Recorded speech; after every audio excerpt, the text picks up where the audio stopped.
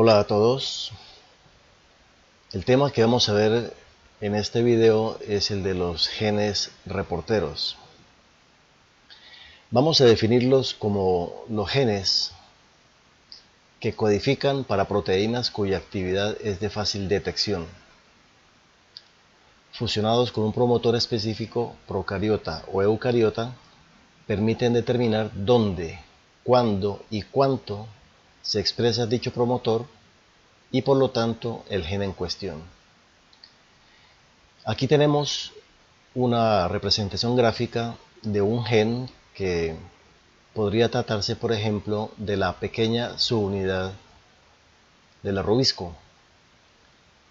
El gen pues tiene toda la estructura propia de un gen eucariota, con su organización de exones e intrones, un nucleótido más uno en el cual se inicia la transcripción y por supuesto una región promotora con una data box y los elementos en 5', que son secuencias regulatorias. La pregunta que surge con los genes tanto procariotas como eucariotas es ¿dónde, cuándo y cuánto se expresa un gen en determinado tejido u órgano? Para este ejemplo, este gen de la pequeña subunidad del arrubisco, que es un gen nuclear, surge la pregunta de en qué partes de la planta, en qué órganos, en qué tejidos de la hoja se está expresando, es decir, dónde. ¿Cuándo se expresará este gen en la oscuridad? ¿Se expresará solamente en presencia de luz? ¿Y cuánto se produce abundante RNA mensajero de este gen? ¿O se producirá poco? Son preguntas que son resueltas gracias a la ayuda de los genes reporteros. Obviamente, si medimos la actividad del arrubisco, tendremos que recurrir a técnicas un poco más complejas. Por ejemplo, medir la fijación de carbono 14, lo que involucra un laboratorio y un equipamiento necesario para manejo de isótopos radioactivos. O bien podemos recurrir a hibridización Northern para ver las formas de RNA en función de la oscuridad o la luz o factores de ese tipo. Entonces, el gen informador en realidad tiene relación especialmente con los promotores. En lo que proponemos acá, lo que proponemos es reemplazar el marco de lectura abierto de la pequeña subunidad del arrobisco por un gen informador. Veamos, por ejemplo, un ejemplo de gen informador como el gen LAC-Z. El gen LAC-Z actúa como reportero. ¿Por qué? Porque si el gen LAC-Z dentro de un plásmido de última generación, ese gen LAC-Z tiene en su interior un polilinker.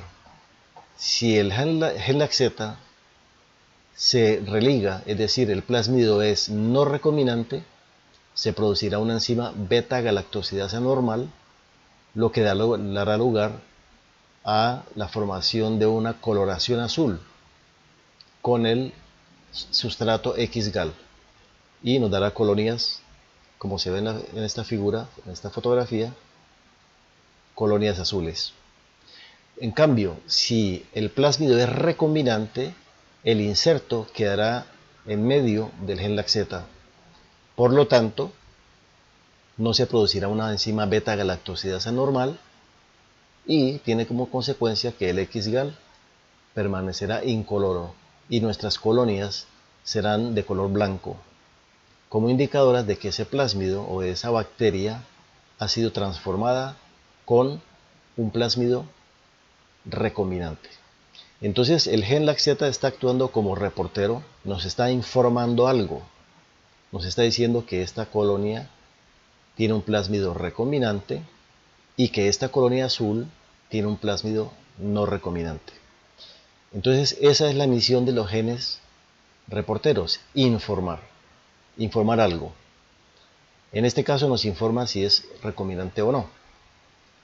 Pero para los genes reporteros, cuando se trabajan preguntas de investigación en cuanto a la expresión de los genes, el gen reportero lo que nos va a informar es cómo se comporta el promotor de un gen. Obviamente, ese gen reportero debe tener una forma fácil de detección, por ejemplo, la adición de un sustrato incoloro que al ser convertido en producto termina siendo de una coloración visible al ojo desnudo, en este caso una coloración azul. Entonces el gen reportero codifica para una enzima específica, ya veremos cuáles genes reporteros existen, pero la aparición de la coloración azul significa que la enzima reportera está presente, y esa enzima está presente gracias a que el gen reportero se expresó. ¿Y por qué se expresó? Porque el promotor permitió la expresión, condujo a la expresión de ese gen. Entonces, las preguntas de investigación con los genes reporteros están relacionadas con los promotores. Por lo tanto, veamos este ejemplo en el cual tenemos un gen reportero.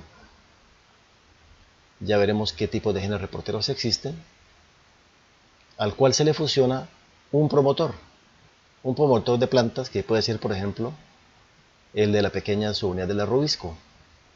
Hacemos esa fusión y debemos proceder a transformar plantas vía Agrobacterium tumefaciens.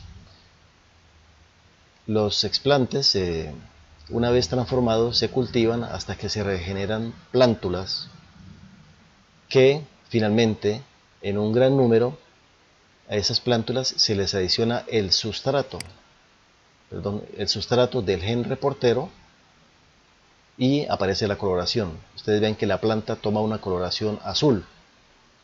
¿Qué quiere decir esto? Que se está expresando o está presente la enzima codificada por el gen reportero y dio la coloración azul. ¿Por qué está presente la enzima? Porque el promotor coordinó la expresión de ese gen reportero. Así usted puede someter plantas a la oscuridad, por ejemplo, y mirar si aparece la coloración azul, refiriéndonos a la pregunta de investigación de la pequeña subunidad del arrobisco. ¿Es que en la oscuridad se expresará ese gen? Pues hacemos la fusión y plantas sometidas a oscuridad, finalmente se les adiciona el sustrato y se mira si aparece la coloración azul. Lo mismo con plantas iluminadas, también se someten a la iluminación y se le adiciona el sustrato para ver la coloración azul. Entonces, fíjense que los genes reporteros nos permiten entonces responder esas preguntas que tienen que ver con la regulación de los genes gracias a los promotores, donde el promotor, coordinando la expresión de un gen reportero, nos puede decir dónde se está expresando determinado gen. Como cada gen tiene su propio promotor y se expresa en un tejido específico en un momento específico, entonces el gen reportero nos va a decir dónde. Aquí en esta figura vemos, por ejemplo, que en la raíz hay expresión, pero incluso se pueden hacer cortes con el micrótomo y se puede observar en cuáles tejidos exactamente está ocurriendo esa expresión del gen reportero coordinada por el promotor de un gen específico. Aquí se ve que en los haces vasculares, sobre todo, es que está ocurriendo la expresión del gen reportero. Haciendo un corte transversal, veremos que parece que tiene que ver con los vasos de transporte, más bien con el floema, seguramente. Luego eso indica que este promotor pertenece a un gen que se expresa específicamente en ese tejido. Aquí a la derecha hay otros ejemplos de expresión en primordios foliares, en regiones muy específicas de la formación de nuevas yemas. Entonces fíjese que el gen informador o el reportero nos puede decir dónde exactamente se expresa un gen, pero no midiendo la actividad del gen, sino del gen reportero, coordinado por el promotor que se le ha fusionado. Eso simplifica las cosas porque, por ejemplo, en este caso de la pequeña subunidad del arrobisco, no necesitamos utilizar el equipo para trabajar con radioactividad, ni tampoco hacer hibridizaciones, sino simplemente fusionar el promotor de ese gen con el gen reportero y ya él nos dirá dónde se expresa en realidad. La otra pregunta que nos responde el gen reportero es ¿cuándo? Si fusionamos un promotor de un gen, la aparición de la coloración específica se dará en el momento en que ese gen se expresa. Por ejemplo, en este caso hay un promotor que se fusionó con un gen reportero y nos muestra que es en la formación de flores que ese promotor permite la expresión del gen que tiene enseguida de él. Entonces este promotor pertenece a un gen que se expresa cuando se forman flores, exclusivamente. Las plantas más pequeñas que no tengan flores no tendrán expresión del gen reportero. Luego este promotor es específico para expresarse en flores. Como ustedes ven, es un método muy poderoso para estudiar la expresión de los promotores y el momento específico del desarrollo de la planta o de las células animales que también se pueden aplicar para saber exactamente cuándo es que se expresan. Aquí a la derecha vemos cosas similares, les dejo que vean las diapositivas cuando las descarguen, donde por ejemplo se está expresando cuando se forma una yema específica, un nuevo primordio, durante el momento del crecimiento de la planta, el promotor permite la expresión justo en esos primordios. Entonces es muy poderoso este gen reportero o los genes reporteros para mostrarnos dónde y cuándo un promotor se expresa. La otra pregunta y última es ¿cuánto? Porque además de poder apreciar cualitativamente, visualmente, dónde se está expresando el gen y cuándo, también nos puede decir cuánto. ¿Por qué? Porque la actividad del gen reportero se puede cuantificar.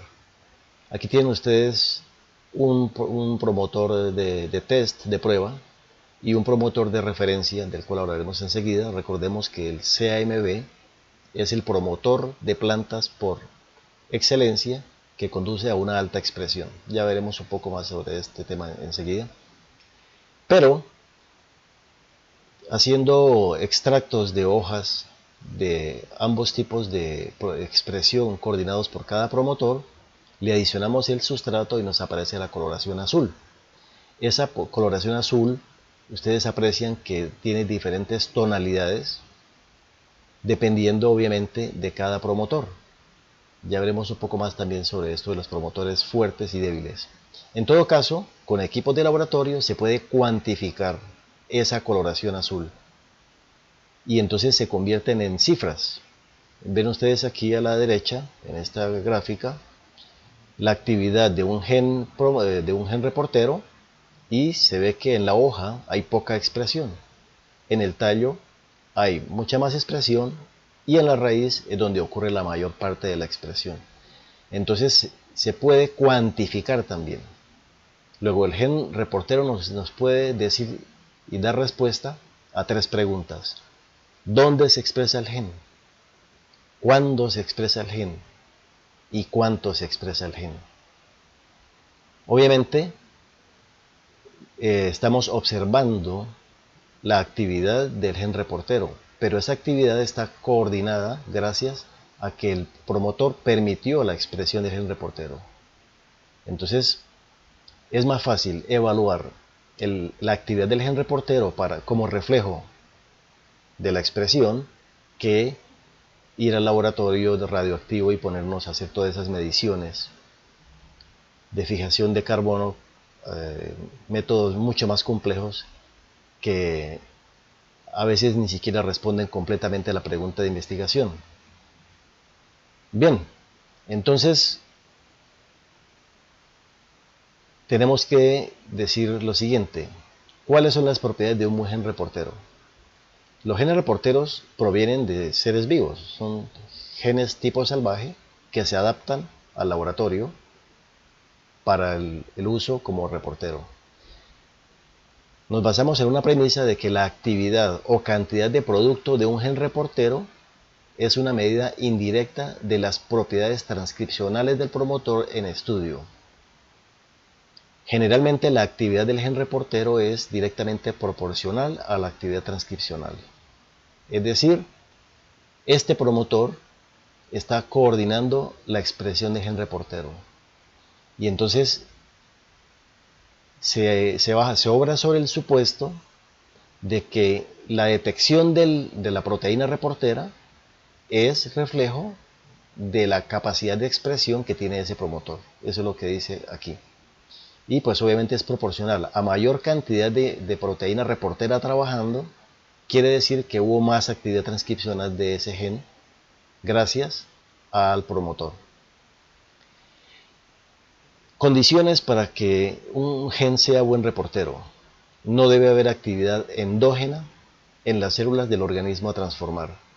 ¿Por qué? Porque si utilizamos, por ejemplo, el laxeta, pero en E. coli, y E. coli tiene su propio gen laxeta, habría un conflicto entre los dos genes y no se sabría cuándo la expresión es producto de la expresión de un promotor específico y cuándo es la expresión del gen endógeno.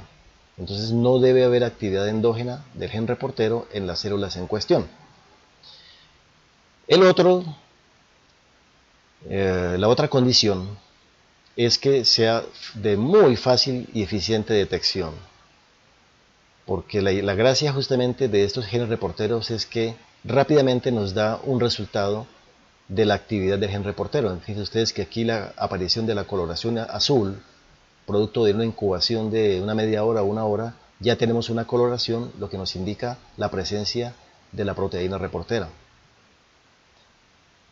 Y entonces la detección debe ser fácil y debe ser eficiente. Fácil, o sea, coloraciones, por ejemplo, una coloración o una fluorescencia fácilmente detectable. Y la otra condición es que la proteína reportera sea degradada relativamente rápidamente. ¿Por qué? Porque si la proteína es muy estable, entonces nos va a confundir en cuanto justamente al cuánto. La proteína debe ser degradada para que nueva proteína sea formada y entonces podamos cuantificar la expresión en un tiempo determinado. 1 hora, 2 horas, 3, 4, 5 horas después, se le hace un seguimiento a la expresión en función de unas condiciones específicas a las cuales se somete la planta o el organismo en cuestión, y entonces necesitamos que haya un turnover, o sea, un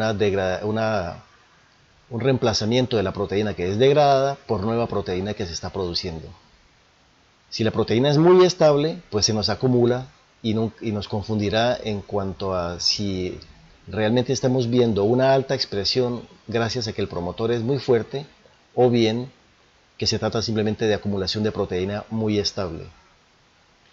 Bien, entonces vistas las propiedades de un gen reportero, diremos ahora sí unas palabras sobre el promotor CAMV, que es el que está aquí en esta figura.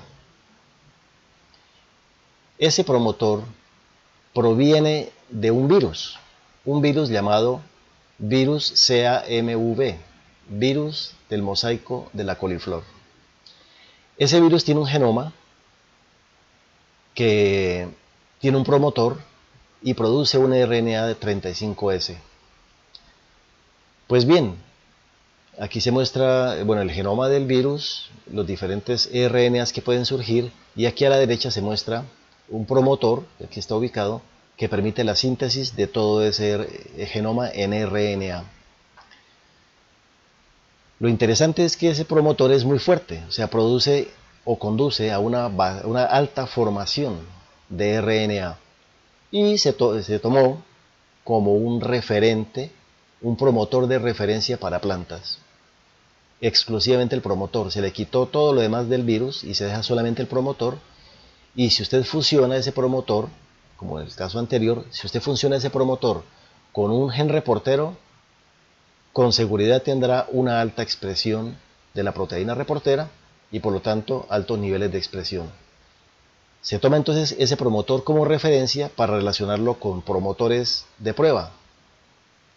Por ejemplo, en este caso, el promotor de test o de prueba se confronta con la actividad de CAMV y entonces se dirá si el promotor es fuerte o débil. Ya veremos enseguida ese concepto, pero en todo caso tenemos un promotor con el cual comparar. Para células animales también hay promotores de referencia. Bien, aquí podemos acotar que este virus infecta a la coliflor y produce un daño, una lesión foliar, que se puede apreciar en estas fotografías, y que ese virus es propagado por los áfidos, que son los vectores de ese virus. Bien, exclusivamente el promotor es el que utilizamos para los experimentos con CAMV, aquí lo ven ustedes, aquí está el promotor CAMV, se fusiona con el gen reportero, se tiene que hacer transformación de células, sea una transformación estable vía Agrobacterium o una transformación transitoria por otros métodos. En todo caso, se transforman células vegetales, se regeneran plantas transgénicas que tienen esta fusión.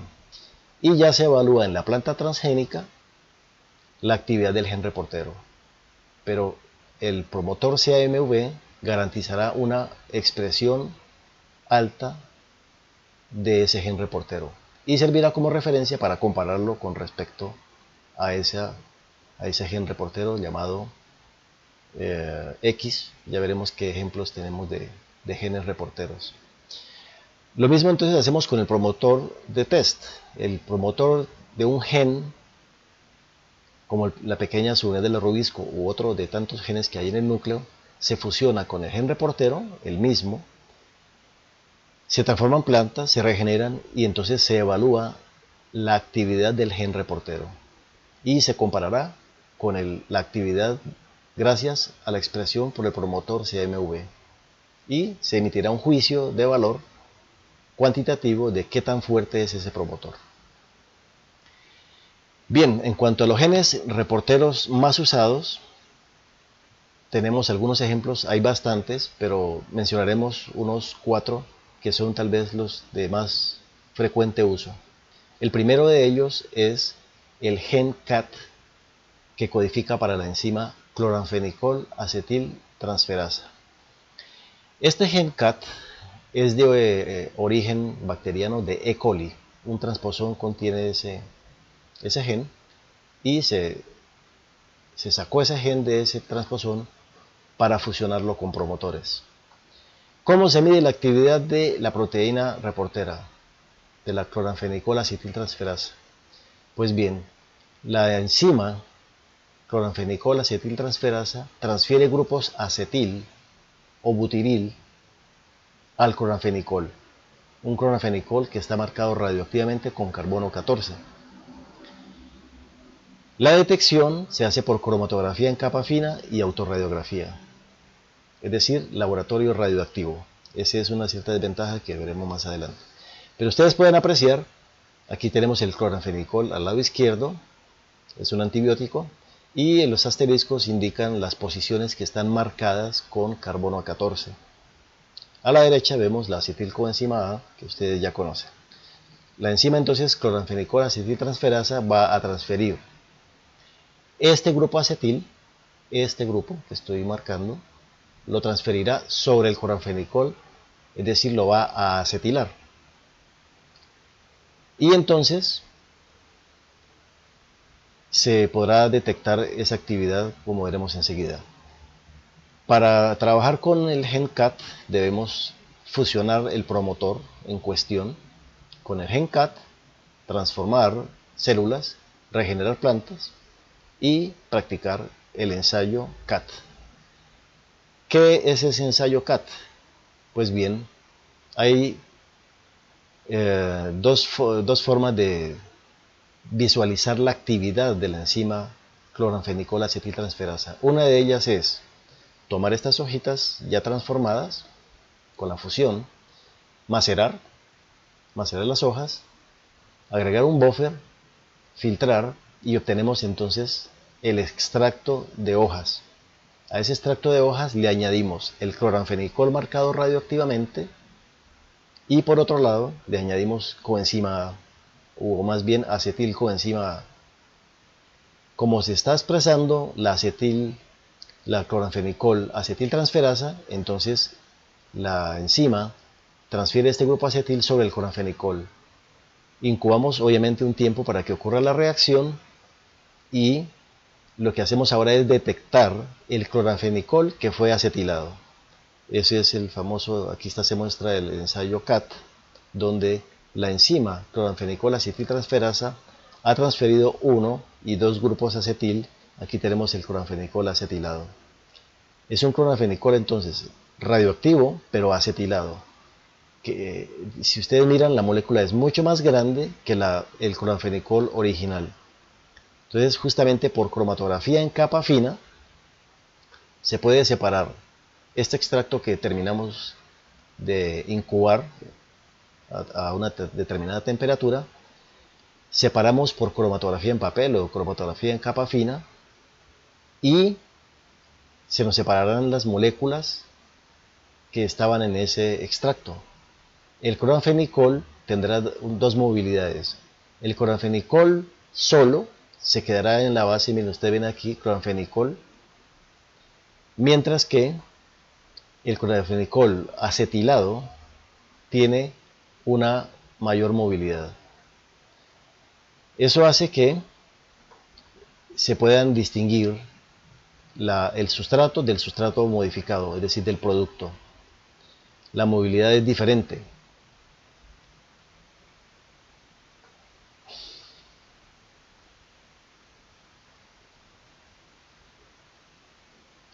Cinco, 4, 3, 2, 1. Y ustedes pueden apreciar entonces que por cromatografía en capa fina se puede separar el extracto que teníamos hace un momento, lo separamos por cromatografía en papel o cromatografía en capa fina y obtendremos la separación de las moléculas de cloranfenicol y cloranfenicol acetilado, cuyas movilidades son diferentes. Recordemos que la movilidad en una cromatografía está dada por la interacción entre las moléculas que se están separando y el solvente. Entonces las movilidades son diferentes. El cloranfenicol no acetilado se moverá a una tasa determinada y el cloranfenicol acetilado tendrá una movilidad diferente, lo que permite la separación de las dos formas. Y uno puede hacer entonces, lo que estamos viendo aquí a la derecha es una autorradiografía de la separación por cromatografía en capa fina que se muestra a la izquierda. Ustedes aprecian aquí a la izquierda la placa de cromatografía en capa fina con el extracto separado y se ven pigmentos vegetales, pero no se ve el cloranfenicol.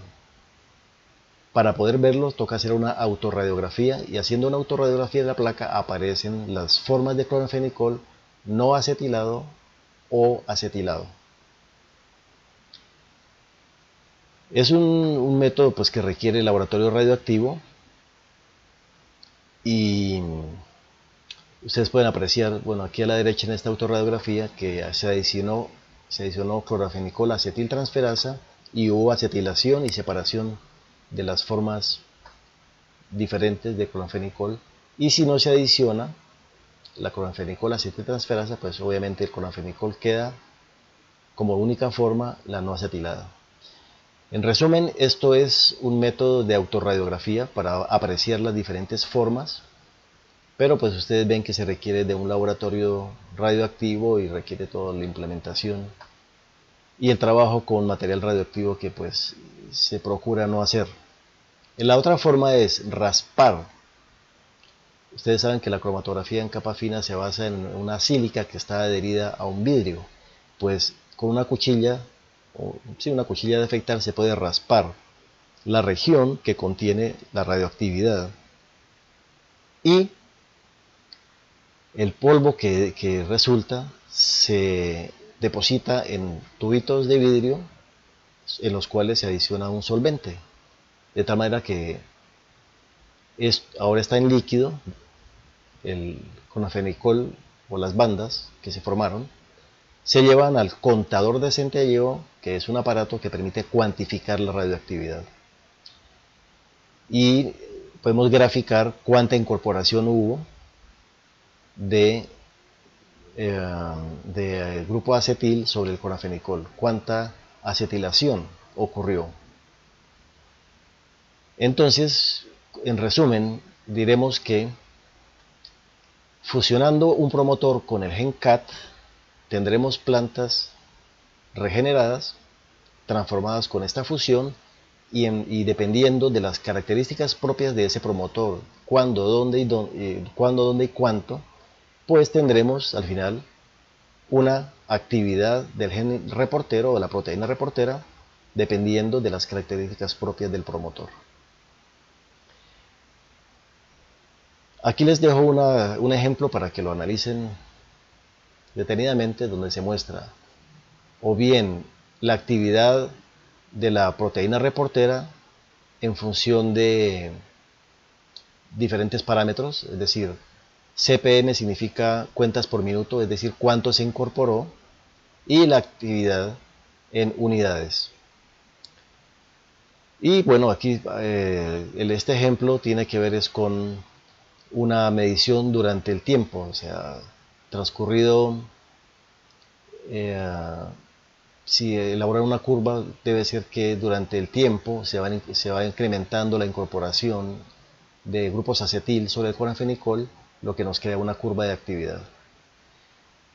Y en el panel B es una autorradiografía, donde se puede ver las diferentes formas de clorfenicol que han desplazado en una cromatografía en capa fina. Les dejo que lean el texto para informarse un poco más sobre este ejemplo. Bien, ¿qué ventajas y desventajas tiene este gen CAT para ser usado como gen informador o reportero? Como ventaja tiene que es muy utilizado desde hace décadas, es aceptado en la literatura como una proteína reportera confiable y la confirmación de su actividad es visual. Pero en cuanto a limitaciones es que puede haber problemas de sensibilidad y también el manejo de laboratorio radioactivo y sistemas de cromatografía en capa fina. Eso hace que este gen informador haya ido decayendo un poco en su uso, aunque todavía hay publicaciones de autores que lo utilizan. El otro gen es el gen LUC, el gen de la luciferasa. Este gen LUC proviene de las luciérnagas. Las luciérnagas de noche emiten luz. Esa luz es llamada también bioluminiscencia, porque no hay una luz de excitación y emisión de luz dada por una fluorescencia, no.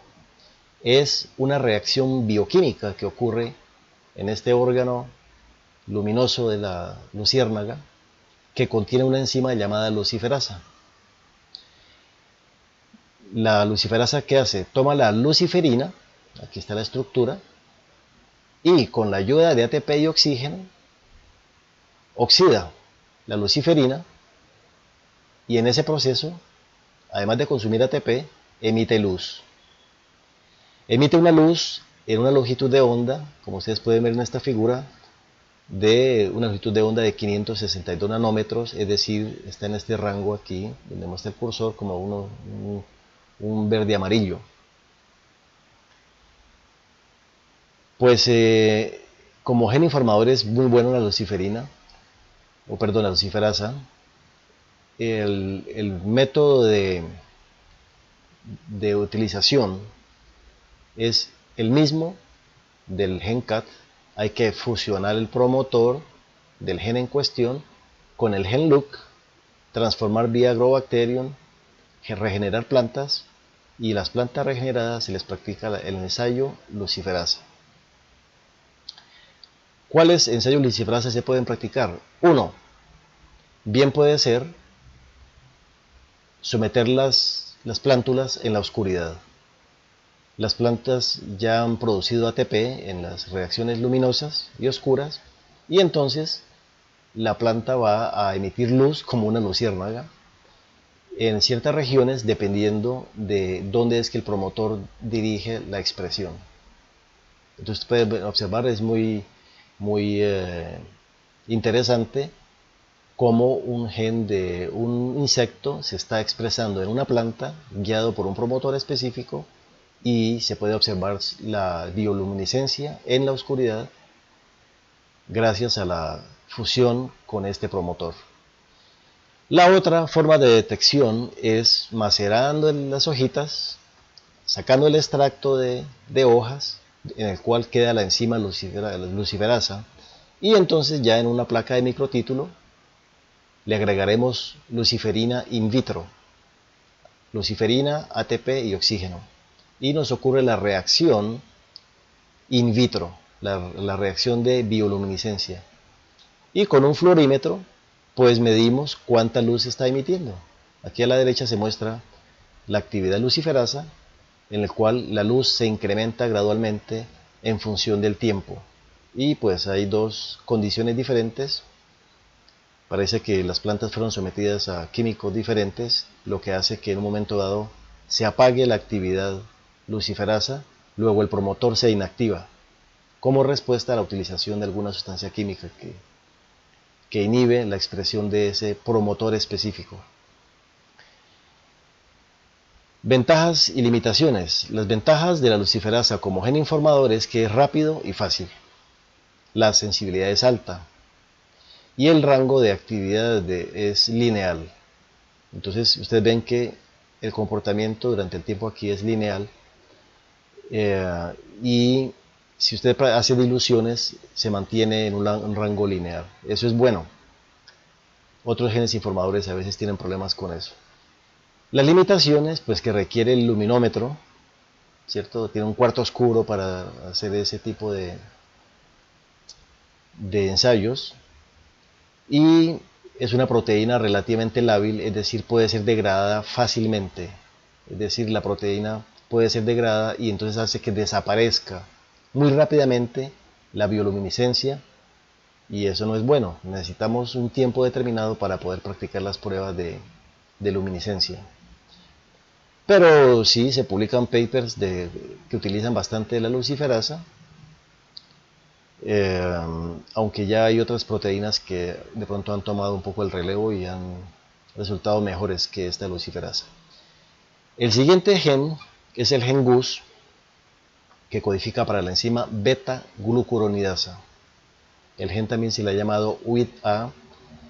Se trató de imponer este nombre, pero finalmente se quedó GUS, aunque si ustedes ven UIT-A se refiere a este gen GUS. Este gen GUS proviene de E. coli. Hay un operón que codifica para esa enzima. La enzima hidroliza glucurónidos. ¿Glucurónidos qué son? Son moléculas que tienen ácido glucurónico. Aquí a la derecha, a la izquierda se muestra el ácido glucurónico unido a diferentes tipos de ligandos, moléculas. Aquí a la derecha se muestra solamente el ácido glucurónico. Hidroliza esos glucurónidos y los productos son coloreados. En otras palabras, aquí a la izquierda se muestra, por ejemplo, el X-gluc. La enzima corta justamente en medio de los dos y libera el ácido glucurónico y libera la otra molécula. Esa molécula bien puede ser coloreada, bien puede ser fluorescente o incluso se puede detectar mediante absorbancia. Yendo un poco más en detalle, fíjese, el X-Gluc es un sustrato de la enzima beta-glucuronidasa que al ser cortado o escindido en las dos unidades, entendido como el ácido glucurónico y esta otra molécula, pues el producto este dimeriza y toma una coloración azul. Entonces la planta toma una coloración azul. Es decir, la detección se hace mediante colorimetría. Veamos el 4-MUG.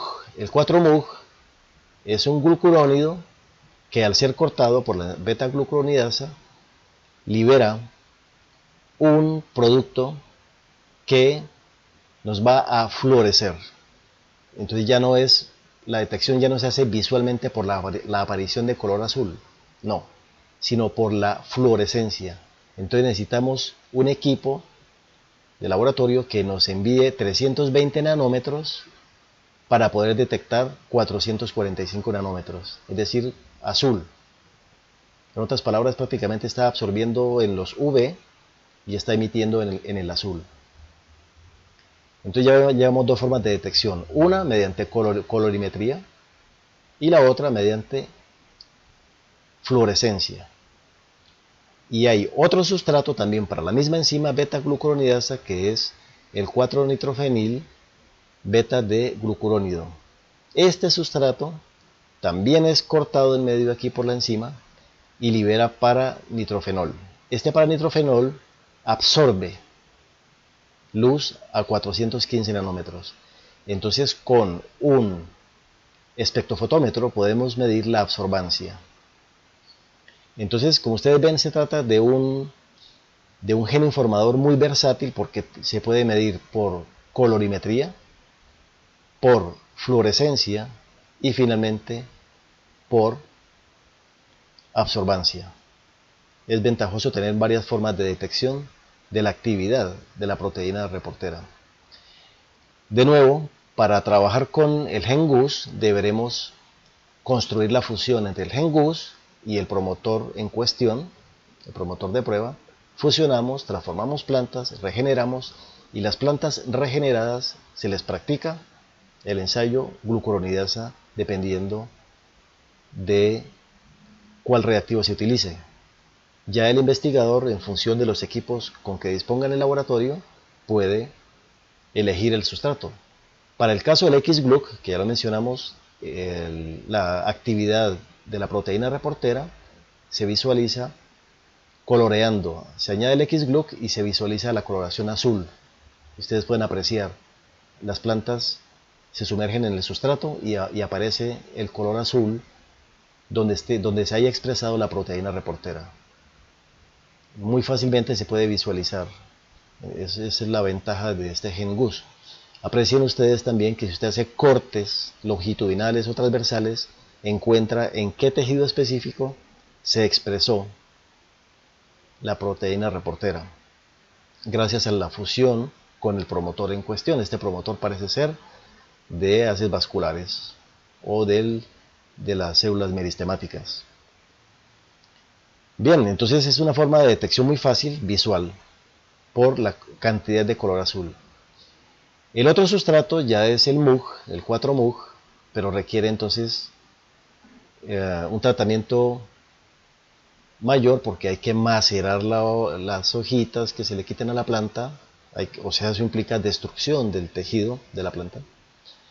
Filtrar, y al filtrado se le añade el sustrato 4-MUG. Incubamos una hora para que la enzima reportera transforme el sustrato en producto. Y luego medimos con un fluorímetro la cantidad de producto que apareció gracias a la actividad de la enzima reportera.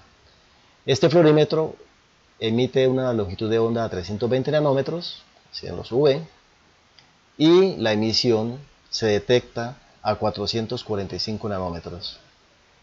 Y se muestra entonces a nivel cuantitativo, usted puede graficar en una gráfica de barras cuánta actividad GUS hubo en función de cuánta luz se detectó a 445 nanómetros. ¿Cuánta luz apareció? Luz azul. Y usted puede comparar entonces tallo, hojas, dependiendo de dónde es que se haya expresado el gen reportero dirigido por el promotor en cuestión, el promotor X. Y claro, usted puede cotejar sus resultados también con una coloración, por ejemplo, con el XGLUC, para comparar los resultados de tallos, hojas, raíces con la coloración visual azul. Pues este método requiere de fluorímetro, sí, de fluorímetro y algunos equipos más de laboratorio, pero entonces nos da valores cuantitativos, convierte la cantidad de luz en un valor de actividad. En cambio, en este caso, el XGLUC es solamente visual. El tercer sustrato es el 4-para-nitrofenil beta-D-glucurónido. Requiere de nuevo macerar, filtrar, y al extracto de hojas le agregamos el sustrato que incubamos un cierto tiempo, y ahora con el espectrofotómetro medimos la absorbancia. La absorbancia a 415 nanómetros, es decir, en este color como medio morado o violeta, se mide la absorbancia a esa longitud de onda. Y de nuevo, pues con el espectrofotómetro obtenemos valores de absorbancia que nos permite comparar diferentes promotores con barras que señalan cuánta actividad, en este caso relativa, ¿cierto? Por ejemplo, si este es el promotor CAMV, la consideraremos 100% de actividad, y el promotor de prueba, pues veremos que se expresa un 50% con respecto al promotor CAMV. Y también, pues obviamente también se puede cotejar los resultados con las coloraciones con XGLUC para comparar y sacar conclusiones. Como ven ustedes, es un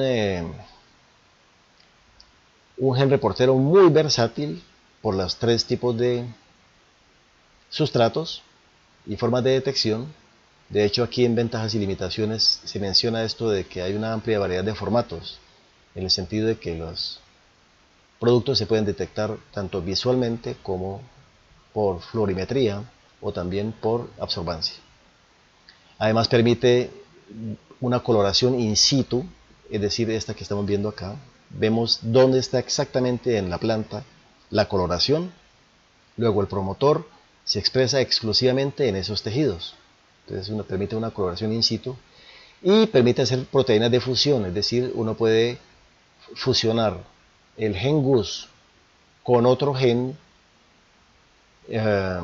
para construir proteínas de fusión, como lo vimos en clase. Limitaciones. Las células de mamífero tienen una actividad endógena, beta-glucuronidasa. Entonces es un gen reportero más que todo para plantas que para células animales. Bien, y nos queda el último ejemplo, que es la proteína fluorescente verde.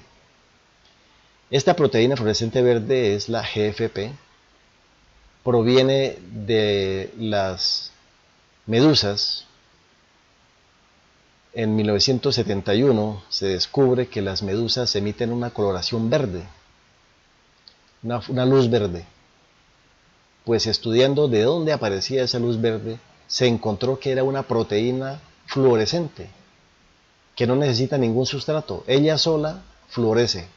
Pero como estamos diciendo fluorescencia, tiene que haber una luz de excitación. Pues bien, la luz de excitación es de 395 nanómetros y emite en 509 nanómetros, es decir, en el verde. Ustedes ven, absorbe casi UV, en violeta, y emite en el verde. Entonces una medusa, si usted la expone a esta luz violeta, usted obtendrá que la medusa emite color verde. Aquí está la proteína responsable, la proteína fluorescente verde, que es un barril que tiene un cromóforo en medio. Ese cromóforo es producto de la unión de unos aminoácidos, ya veremos, que forman ese centro luminoso de fluorescencia para emitir en el verde. Aquí están los aminoácidos que permiten esa fluorescencia. Son tirosina 66, serina 65 y finalmente glicina 67. Aquí no están los aminoácidos en su estado radical R que conocemos, sino que ha habido reacciones químicas que han reconfigurado esos aminoácidos para constituir el cromóforo. Ya veremos un poco algún detalle sobre este tema. Aquí está a la izquierda la proteína en forma de barril de la proteína fluorescente verde. Lo interesante de esta proteína es que no requiere sino luz violeta, exposición a luz violeta, y usted tiene la fluorescencia. No hay que destruir el tejido como acá, hay que macerar y destruir el tejido, pues porque a veces uno no querrá matar el organismo o extraerle algún tejido o una porción de tejido, sino que simplemente lo que se necesita es una lámpara y usted obtendrá la fluorescencia, como señal de que la proteína fluorescente verde se expresó gracias al promotor en cuestión. Pues bien, aquí les dejo para que miren ustedes tranquilamente luego la diapositiva cómo es que madura esa proteína fluorescente verde en cuanto al cromóforo. Pero se muestra aquí a la izquierda que en principio cuando se sintetiza el polipéptido tenemos la serina 65 con su hidroxilo en el radical R en la cadena lateral, tirosina 66 con un grupo benceno hidroxilo y finalmente la glicina 67. Pero entonces cuando se ha estructurado la proteína a nivel de 3D, esas cadenas laterales quedan proyectadas hacia el centro de la proteína. Y entonces ocurre un fenómeno de ciclización en el cual de hecho hay unos giros alrededor del enlace peptídico de tal manera que se forma un ciclo, ustedes lo ven aquí, un ciclo y luego una deshidratación que nos produce una nueva estructura, una reconfiguración de esos aminoácidos y finalmente el oxígeno interviene para quitar unos electrones y termina formando esta molécula que no responde a la estructura inicial de los aminoácidos iniciales, pero sí al cromóforo, que es la región o el punto central de fluorescencia. Lo pueden mirar con detalle, tranquilamente, pero lo interesante es que la proteína sola realiza esa reestructuración de esos aminoácidos para constituir el cromóforo. No se necesita de la asistencia de una proteína, por ejemplo, como chaperona, para llegar a conformar el cromóforo. Hay premios Nobel detrás de esta enzima. Ahí les dejo para que los lean. En cuanto al descubrimiento, la expresión de la utilización de la GFP como informador en bacteria y en gusanos. En el laboratorio tenemos la posibilidad de expresarlos en bacterias. Y finalmente una mutación que le cambió el color de la fluorescencia. Ya veremos más sobre eso. Pero bueno, hay premios Nobel detrás de esta utilización de la proteína fluorescente verde como gen informador. Y es prácticamente una proteína que arrasó con todos los sistemas de genes informadores porque es muy práctica, muy útil y ya vamos a ver un poco más qué utilidades presta. De nuevo, para utilizarlo como gen informador, tenemos que fusionar el gen de la GFP con el promotor en cuestión. Hay que transformar plantas o animales, ya veremos. Transformar, regenerar y a las plántulas regeneradas practicarles el ensayo o la prueba GFP. ¿En qué consiste? Pues miren ustedes, tenemos aquí unos cortes transversales o longitudinales de pedazos de tejido de esta planta y simplemente con un microscopio de fluorescencia pues se envía la luz de excitación veamos, la luz de excitación de 395 nanómetros y el microscopio detectará 509, es decir, el verde. Ese color verde es el que ustedes ven aquí. Estas regiones en verde es donde se expresó la proteína reportera como producto de la actividad del promotor. Entonces este promotor es específico. Si vemos, parece que es como de las regiones laterales de la formación de pétalos o algo así. Incluso a nivel subcelular o celular se puede ver cuáles células son las que realmente están expresando el gen informador. Es muy práctico, como ustedes ven, basta con un microscopio de fluorescencia, pero ahí no queda solamente el uso de este gen informador. ¿Por qué? Porque con un simple estereoscopio usted puede iluminar con la luz de excitación y observar la aparición de color verde que están dentro de las longitudes de onda que el ser humano puede visualizar. Entonces vemos el color verde. En el laboratorio tenemos estas bacterias fluorescentes en verde. También, miren ustedes, este es Cenorhabditis elegans, un gusano que se ha utilizado para muchos experimentos genéticos y moleculares como modelo, y se ve que se está expresando la GFP solo en la faringe. Luego este promotor que se le fusionó expresa específicamente el gen correspondiente en la faringe. Aquí vemos una mosca drosófila que expresa la proteína fluorescente verde en el tórax específicamente. Seguramente ese promotor tiene que ver con actividad propia de tórax, o incluso en hojas, en el estereoscopio usted puede visualizar también la actividad de la proteína en cuanto a la emisión de fluorescencia. Y aún más ejemplos, por ejemplo, mire, esta planta fue transformada con la proteína fluorescente verde fusionada a un promotor, y fíjense ustedes que ese promotor tiene especificidad para ciertas regiones de las hojas, incluso de los pecíolos. Habría que analizar cuál es la función de la proteína verdadera que pertenece a ese promotor para saber por qué se expresa solamente en esos tejidos. Miren ustedes aquí una salamandra, de nuevo está expresando la proteína fluorescente verde solamente en ciertas regiones. Ratones fluorescentes, que expresa todo el ratón, seguramente se le fusionó un promotor de epidermis de la piel y entonces produce fluorescencia sobre toda la superficie corporal del ratón. Por supuesto, conejos fluorescentes y finalmente peces fluorescentes. No solamente verdes, sino de otros colores, como vamos a ver enseguida. Entonces, fíjense, no hay que matar a estos ratoncitos o cortarles la cola o sacarles sangre o algo así para mirar si se está expresando la proteína reportera o no. Simplemente se ilumina con una lámpara y se mira la fluorescencia. Como ustedes pueden darse cuenta, la GFP es una proteína reportera de lo mejor que hay, pero usted puede cuantificar esa fluorescencia. ¿Sí? De nuevo hay que hacer un macerado del tejido, ahí sí hay que pasar por este curso metodológico de macerar el tejido vegetal o el tejido animal, macerarlo, y una vez usted obtenga el macerado y el extracto de tejido, entonces con un fluorímetro, veamos, con un fluorímetro pues mide cuánta fluorescencia aparece y lo puede entonces cuantificar y construir gráficas de barras de cuánta fluorescencia obtuvo. Por ejemplo, si usted está comparando diferentes promotores, entonces parece que el promotor SUL es el que más expresa la GFP.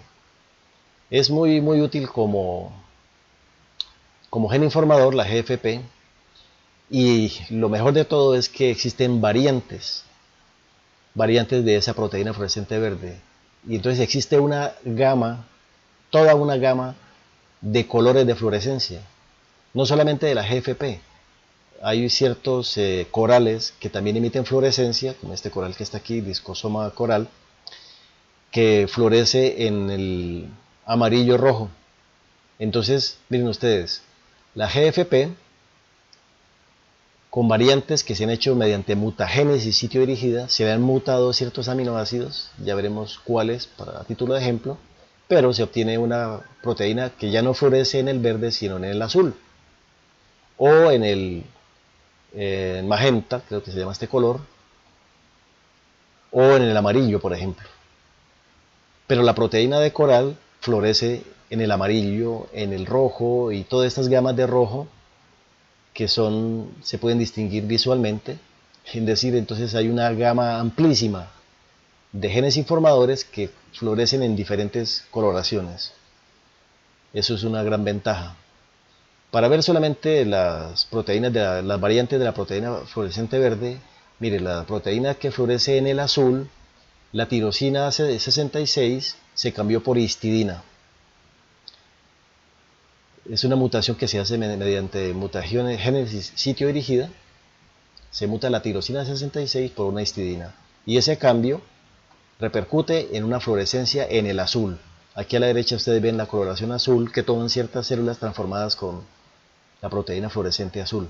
Aquí a la izquierda ustedes ven un corte vegetal y ven ustedes los núcleos azules.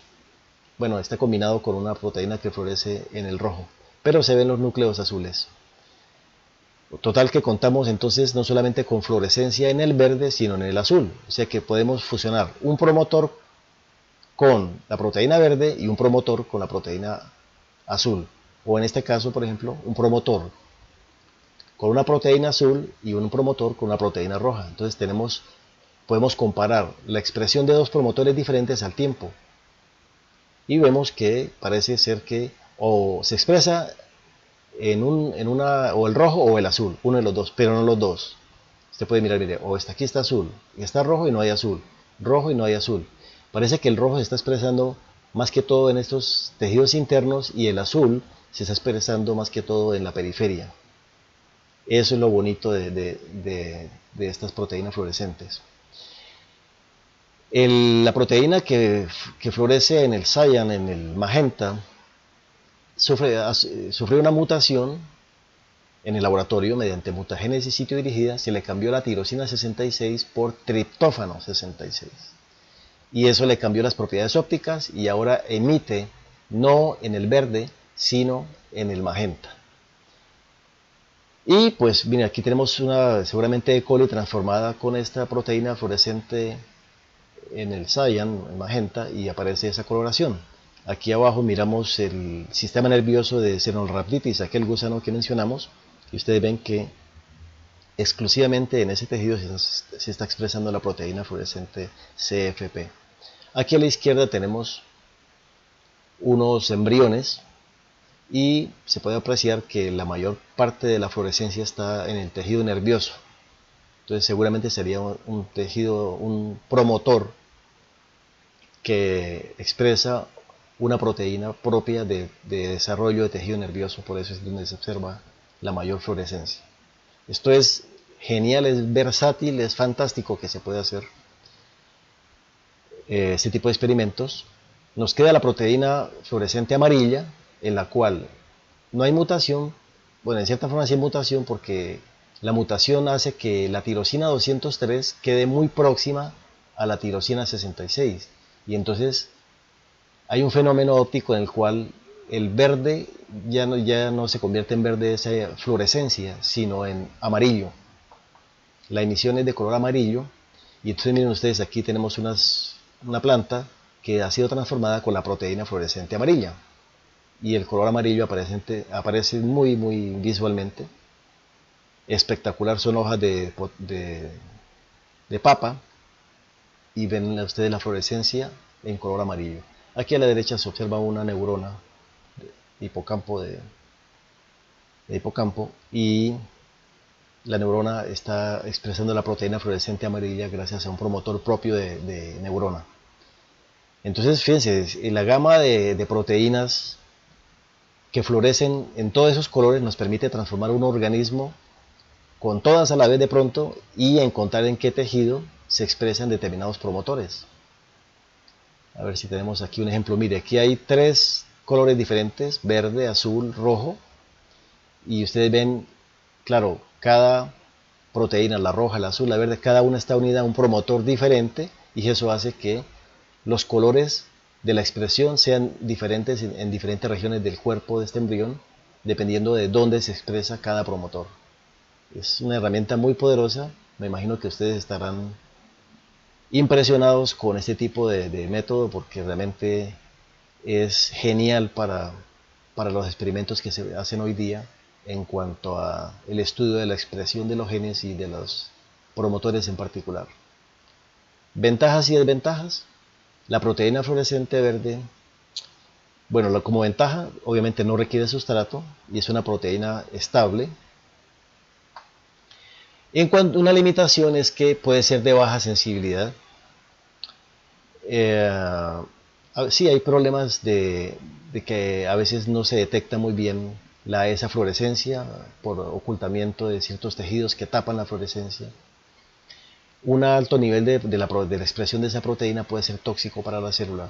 Y pues bueno, usted requiere el sistema de microscopía de fluorescencia o fluorímetro para hacer las mediciones de la fluorescencia si es necesario. Pero bueno, este es un gasto que sí vale la pena porque es mucha la información que se obtiene, información de muy buena calidad para estudiar los promotores de los genes en comparación con los demás genes informadores. Bueno, los genes informadores, entonces ya dijimos que se utilizan para saber dónde, dónde y cuándo, ¿cierto? ¿Dónde? ¿Será que este promotor se expresa en la epidermis? ¿Será que se expresa en el xilema, en el parénquima?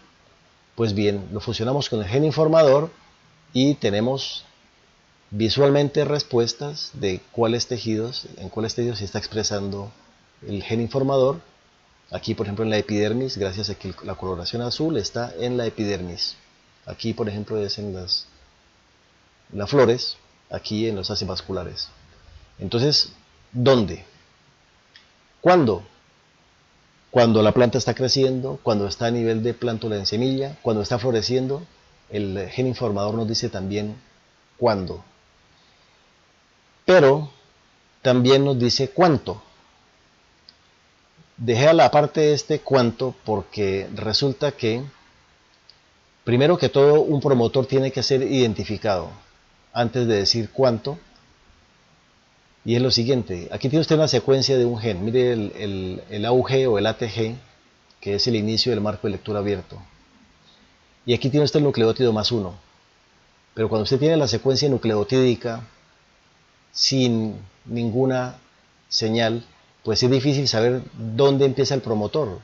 Aquí, ¿dónde está el promotor en realidad? Pues bien, nos toca fusionar, sabiendo que este nucleótido es el nucleótido más 1, que se determina experimentalmente. Eso lo veremos en clase, cómo es que se determina experimentalmente el nucleótido más 1, es decir, el primer nucleótido que hará parte del RNA mensajero. Identificado ese nucleótido más 1, debemos suponer que esta es la región promotora. Pero para verificar que sí lo es, fusionamos entonces esa región promotora con un gen informador y miramos si aparece la expresión del gen reportero. Si aparece el gen reportero o su actividad, pues listo, tenemos el promotor identificado. Y entonces ahora sí diremos cuánto. Mira, aquí tenemos el CAMV, el promotor, fusionado con un gen informador, que nos expresará ciertos niveles de RNA mensajero y por lo tanto aparecerán ciertas cantidades de proteína que nos darán ciertos niveles de actividad enzimática o coloración, determinada coloración, en todo caso cuantificable. Respecto a ese promotor que es considerado fuerte en plantas, entonces tenemos un promotor nuevo que es el de prueba, que lo fusionamos con el mismo gen informador y que nos damos cuenta, vemos que se produce más RNA porque se produce mucho más proteína o casi del mismo nivel del CMV. Aquí las barras son más altas, lo que nos indica que este promotor incluso está expresando la proteína informadora más que el mismo CMV. Este promotor que conduce a una alta expresión de la proteína informadora es llamado promotor fuerte. En contraposición, el promotor débil. Mire, el promotor débil respecto de CMV, el promotor débil produce poquito de RNA mensajero, poquita proteína y por lo tanto poquita actividad de la proteína informadora. Luego la coloración es débil, es un promotor débil. El CMV obviamente es un promotor fuerte. Entonces uno puede establecer o dar respuesta a la pregunta de cuánto y saber si el promotor, la fuerza del promotor es débil o fuerte. Bien. Además, los genes informadores nos permiten determinar la eficiencia de los sistemas de transformación. Es decir, a medida que se desarrolla nuevo método de transformación genética, pues el gen informador nos permite saber si ocurrió o no ocurrió transformación. A la izquierda aquí se muestra la transformación mediada por Agrobacterium. Entonces se hace la fusión del promotor, por ejemplo CMV, la fusión con el gen informador, transformación vía Agrobacterium de explantes de hoja, regeneración de callos, formación de plántulas, evaluación de la actividad de la proteína reportera. Esto nos indica que el método de Agrobacterium sirve para transformar plantas. En contraposición existe otro método, que es el método de microbalística, que es dispararle, con este aparatico, dispararle unas balitas de oro que están embebidas de plásmido, con la construcción promotor, gen informador. Entonces, es una transformación de un día. Este aparatico dispara las balitas, como se muestra en esta figura. Las balitas penetran en las células y llevan, como están adheridas a los plásmidos, la balita llega hasta el núcleo de una célula vegetal, y en el núcleo está la polimerasa, la RNA polimerasa, que va a utilizar el promotor para expresar la proteína informadora. Si sumergimos entonces los explantes en el sustrato, pues aparece la coloración azul como indicadora de que se está expresando la proteína informadora fusionada con el promotor. Luego nos dice que este método de balística funciona también para transformar plantas. Es una transformación llamada transitoria, porque una vez usted evalúa cualitativamente la aparición de la actividad, usted descarta el tejido de una vez. Aunque hoy día también se pueden transformar de manera estable plantas y regenerar plantas con microbalística.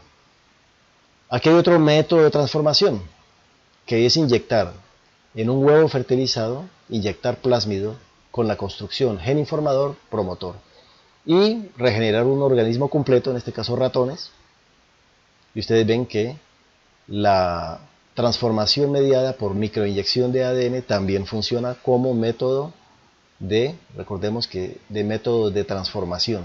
Y hay otros métodos diferentes de transformación de animales y plantas que se pueden evaluar, y los genes informadores nos sirven para saber si hay o no transformación mediante la detección de la actividad de la proteína reportera. Ya casi terminamos. Tenemos aquí otro uso, y es poder determinar el destino intracelular o de tejido de un producto como resultado del tráfico de proteínas. ¿A qué se refiere esto? Miren ustedes, fusionamos la proteína fluorescente verde, esta S debe ser de soluble, una versión modificada para que sea un poquito más soluble, la fusionamos con un péptido de tránsito o un péptido señal que debe conducir la proteína al cloroplasto. Este péptido de señal se le arrebató, se le quitó a una proteína que es importada en el cloroplasto, y se la pasamos, o la secuencia codificante se la pasamos a la GFP. Entonces tenemos un híbrido ahí, una quimera, péptido de tránsito unido con proteína fluorescente verde. Se produce obviamente un solo marco de lectura y una sola proteína. Al formarse una sola proteína queda la GFP con un péptido de tránsito para cloroplasto. Toda la transformación que se hace a través de Agrobacterium nos conduce a tomar finalmente las plantas regeneradas y mirarlas al microscopio, y ustedes ven que los cloroplastos están floreciendo. Es decir, los cloroplastos lograron importar la proteína fluorescente verde gracias al péptido de tránsito que se le adicionó. Hay diferentes fotografías que muestran un poco lo mismo. Aquí a la derecha, en medio, se muestra la fluorescencia de la clorofila. Recordemos que la clorofila fluorece, de tal manera que si superponemos las dos fotos, pues veremos una coincidencia perfecta entre los organelos que están siendo visualizados, es decir, los cloroplastos. Esa superposición aquí, merge, es superposición que muestra que se fusionaron las dos fotografías y coinciden perfectamente. Luego son los cloroplastos los que están emitiendo la fluorescencia verde. Luego eso quiere decir que la proteína fluorescente verde fue importada dentro del cloroplasto gracias al péptido de tránsito. Muy interesante entonces los genes informadores para evaluar estas señales. Se pueden así enviar proteínas al núcleo, al peroxisoma, a otros organelos. fusionándoles los péptidos de tránsito correspondientes. También la eficiencia de las señales de iniciación de la traducción. Miren ustedes, aquí tenemos un gen procariota y un gen eucariota, con todas las estructuras que ustedes ya conocen, el promotor, el nucleótido más 1, el codón de iniciación, el codón de terminación, secuencias que no son traducidas. Y aquí está el RNA de tipo eucariota, que ese es el bacteriano. El eucariota pues tiene el CAP, que lo veremos más adelante en clase, una región no traducida, pero que hace parte de la región 5' del mensajero, la secuencia codificante y la región poli-A en 3'. Pero bueno, la idea es esta. Cuando se estudió en los años 80-90 cómo era que el ribosoma identificaba el correcto AUG para iniciar la síntesis de proteínas, se sospechó que esta región 5', o sea, esta de aquí en verde, tanto en el bacteriano como en el eucariota, esta región contenía señales. Y una de esas, una forma de detectar si había o no señales era haciendo mutaciones en esa región y fusionándolas con el gen informador. Entonces, por ejemplo, aquí está la región normal, completa, pero aquí, en el segundo clon, se le quitó una porción interna y quedó más corta. A medida que bueno, aquí se muestra, por ejemplo, se le agregó más ADN a esta región 5', quedó más larga. Aquí se le añadió internamente, aquí se le quitó casi toda, y todas esas construcciones se fusionan con el gen informador o con genes informadores. Y entonces se evalúa qué tanto se expresa la proteína reportera gracias a la señal que se le dejó. Entonces fíjese, por ejemplo, la secuencia completa de la región 5' de un determinado gen conduce a una alta actividad de la proteína reportera. Pero si le quitamos un pedacito, entonces se nos cayó la expresión de la proteína reportera. Luego la proteína reportera no fue capaz de producirse a nivel de traducción suficientemente, ya que el RNA mensajero se le quitó un pedazo, este pedacito de aquí hasta acá se le quitó, y eso afectó la interacción con el ribosoma y AUG. Si alargamos esa región, la cosa no mejora un poco, pero no lo mismo que el tipo salvaje. Entonces, pues a medida que se evaluaron demás clones, por ejemplo aquí se le añadió una región adicional o se reemplazó un segmento interno con otro ADN, parece que se mantiene esa baja actividad de la proteína reportera. Luego esta secuencia como secuencia de señalización para que el ribosoma reconozca AUG no es muy eficiente. Y por supuesto, si usted quita toda la región y deja solo AUG con un pedacito nomás, fíjese que el ribosoma no logra reconocer AUG. Luego definitivamente sí hay señales en esta región para que el ribosoma reconozca el AUG y no basta solo con AUG. Esto se llama análisis de deleciones, que se puede hacer con estas regiones de señalización para síntesis de proteínas, pero también se puede hacer con promotores. Tomar un promotor y recortarle pedacitos para ver cómo se afecta la actividad reportera guiada por el pedazo de promotor que queda. Ok, damos por terminado entonces esta explicación sobre los genes informadores. Espero que haya sido suficientemente claro y en clase podrán hacerme las preguntas que ustedes todavía tengan. Entonces que tengan una buena continuación y nos veremos en clase.